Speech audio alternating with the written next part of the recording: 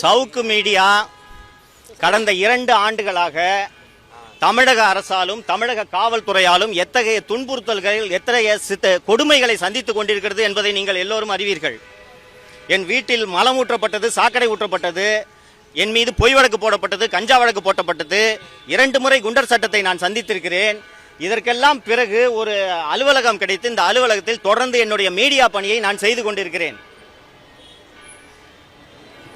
இந்த நிலையில கடந்த ஒரு 20 நாட்களுக்கு முன்பாக என்னுடைய அலுவலகத்தில் வேலை செய்யக்கூடிய கேமராமேன் எடிட்டர்கள் 2 பேர், திரு சத்யமூர்த்தி மற்றும் திரு ஜெயபிரகாஷ், கேமராமேன் ஒருத்தர், எடிட்டர் ஒருத்தர், அவர்களுடைய வீட்டுக்கு இரவு 12 மணிக்கு 15 காவல்துறையினர் சென்று அவர்களது 2 பேரோட பைக்கை தூக்கிட்டு போயிருக்காங்க.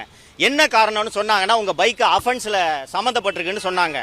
மறுநாள் காலையில் நான் தலைமைச் செயலகம் சென்று உள்துறை செயலாளரை சந்தித்து இந்த மாதிரி மீடியா நடத்த விடாம ஹாரஸ் பண்றாங்கன்ட்டு நான் புகார் அளித்து விட்டு வந்த பிறகு அன்று மாலை அவர்களுடைய 2 வாகனங்களும் கொடுக்கப்பட்டது. இதற்கு பிறகு என்னுடைய அலுவலகத்தில் கேமராமேனாக பணியாற்றக்கூடிய இந்த பையன் பிரசாத், இவர் மிகவும் ஏழ்மையான குடும்பத்தை சேர்ந்தவர். எங்க அலுவலகத்தில் கேமராமேனா வேலை செஞ்சுக்கிட்டு வேலை முடிஞ்சோடனே நைட்டு போய் ஜொமேட்டோ வண்டி ஓட்டி இவர் சம்பாதிக்கிறாருன்னா அப்போ எந்த அளவுக்கு இவர் குடும்பம் வறுமையில் இருக்கும்னு நீங்க பாத்துக்கோங்க. இவர் வேலை செய்து கொண்டிருந்தார். அலுவலகத்தை விட்டு வெளியில வந்த உடனே வெளியில அந்த காம்பவுண்டை திரும்பின உடனே காவல்துறையினர், இந்த போக்குவரத்து காவல்துறையினர் வந்து இவரோட பைக்கை தூக்கிட்டு போய் 15 நாட்கள் ஆகிறது. வந்து இவர் வந்து எதுக்கு சார் பைக்கை தூக்கிட்டு போனீங்கன்னு மறுநாள் வந்து கேட்டதற்கு, உங்களோட வண்டிக்கு 6500 ரூபாய், 6500 ரூபாய்க்கு அவுட்ஸ்டாண்டிங் ஃபைன் நிலுவையில் இருக்கிறது என்று சொன்னவுடன் இவர்கிட்ட பணம் இல்லாமல் இருந்த நகையை கொண்டு போய் அடகு வச்சு மறுநாளே ஒட்டு மொத்த நிலுவைத் தொகையும் செலுத்தி விட்டார்.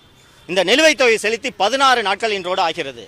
தினந்தோறும் இந்த காவல் நிலையத்திற்கு வந்து சார் வண்டி எப்போ கொடுங்கன்னு கேட்டால் மேலே கேட்டுட்டு சொல்கிறேன், ஐயா வெளியில் போயிருக்காரு, இதே போன்ற காரணங்களை சொல்லி 16 நாட்கள் ஆகிறது. இன்று வரை இவரோட பைக்கை கொடுக்கல.